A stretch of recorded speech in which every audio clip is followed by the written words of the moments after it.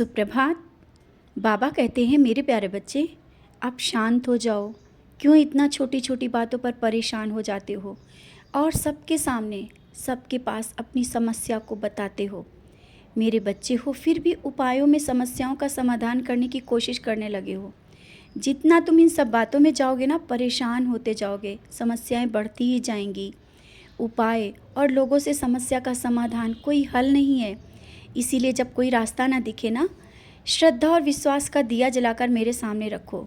श्रद्धा और विश्वास का दिया हो सके तो आज अवश्य मेरे सामने जलाकर रख देना, और नहीं जला सकते हो ना तो 2 अगरबत्ती भी जलाकर मेरे सामने बैठ जाना।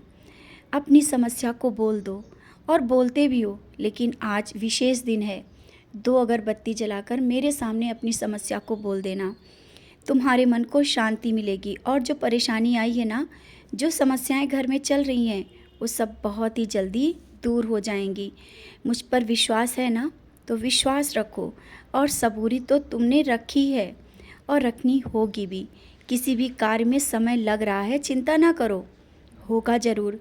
जितना सोचा है ना, उससे भी अच्छा ही होगा। मैं कहता हूँ ना, अपनी परेशानी मुझे दे दो। बार बार ही क्यों कहता हूँ?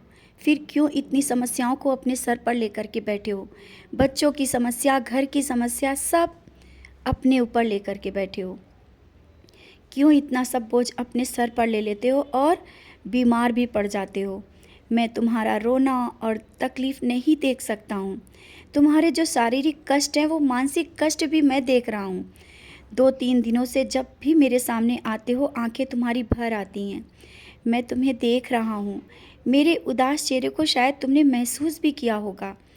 आज से दिन की शुरुआत मुस्कुराते हुए करना। मन में विश्वास के साथ अपने चेहरे पर मुस्कान लाओ।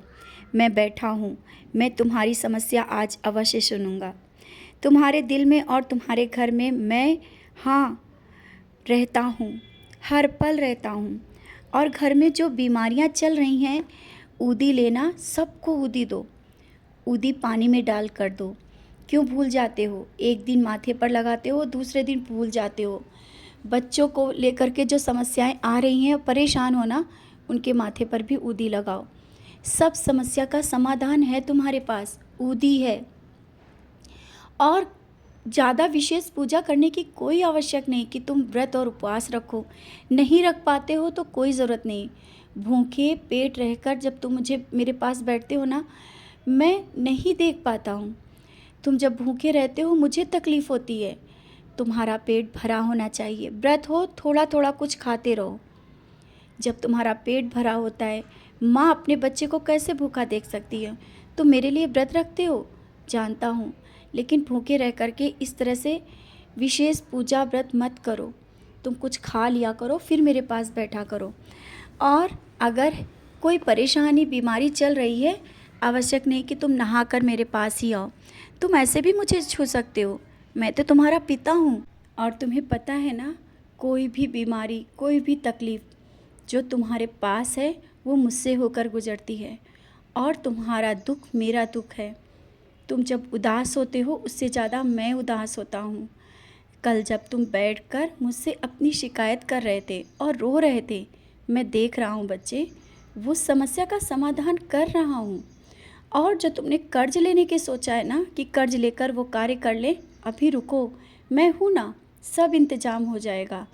शायद हो सकता है तुम्हें कर्ज लेने की ज़रूरत ही ना पड़े और तुम्हारा काम हो जाए, इसलिए उस काम में देर हो रही है। समझ गए हो ना? और बच्चों को लेकर जो तुम्हारे मन में बहुत ही प्रश्न उठ रहे हैं ना, कैसे सफल होंगे, क्या होगा, सफलता मिलेगी या नहीं, मैं हूँ ना। तुम विश्वास रखो, सफलता मिलेगी। बच्चे, कभी भी ऐसा नहीं हो सकता है कि असफलता मिले।